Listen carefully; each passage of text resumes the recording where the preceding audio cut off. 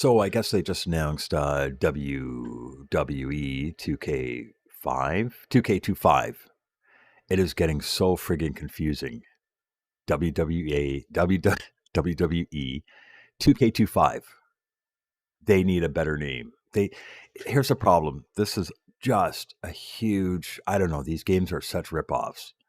And maybe that's my opinion, but the years go by too quickly nowadays with like nothing going on. It's actually insane. I believe it's insane. So, you know, I have a kid and he wanted everybody got, that's why we're doing this, right? So, we got into WWE, got the whole everybody in the family got to that ripe age where it's good to watch stuff like wrestling because the kids are old enough to understand what it is and how it operates. And me and my wife, we just do our thing and we like it. We enjoy it. We need something, a bit of a change. So that's what we're doing, WWE. And so, since the whole family's into it, last year I said, okay, let's get the WWE 2K24 game. And I said, to my wife, I said, well, we could all play this and enjoy it and have fun and whatever, body slam each other. Cool.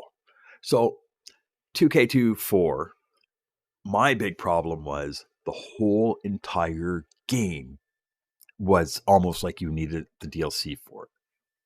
So even though I got it halfway through the year, I must have paid $40 for it. And that was a good price because it was normally like $89 or something, right? So I paid $40 for it.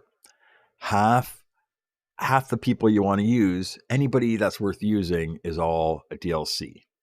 All the old guys you remember, being an adult and everything, being an old guy now, all the guys I remember from the 80s, they're all fucking DLC, right? Certain people that you want to play that people actually want to use are frigging DLC, right? So, yeah, maybe, you are okay. You want to use Austin Theory or use, somebody else that's, probably not too popular. And then you say, oh, yeah, I'm going to use, I don't know, the Liv Morgans, the LA Knights, the Rock, whoever's probably Jey Uso, whatever. And then they go, okay, we're going to DLC this stuff. Like that's basically the gist of it, right? So it's really hard to want to keep on spending money buying these games year after year.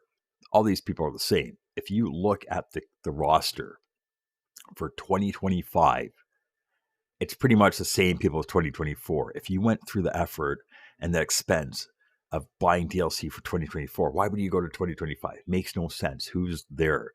Your bonus characters are, if you pre-order the Wyatt 6. What? Right?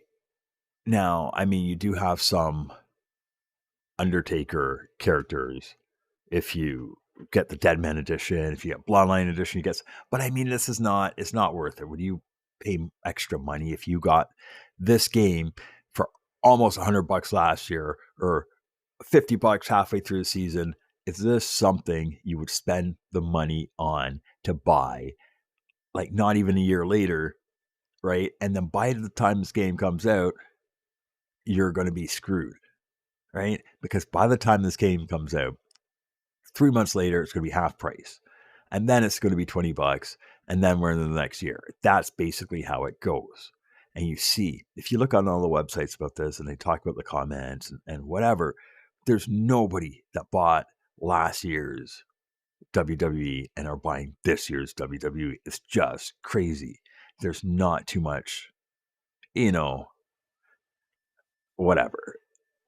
And I guess, people are saying, okay, there's, intergender wrestling, underground matches, there's a few things, but it's the same thing. Like, unless you're like in the game and you're going to spend all the money, buy all the DLC, spend every penny you got on this game to make it as awesome. I mean, it's like last year's game. Come on.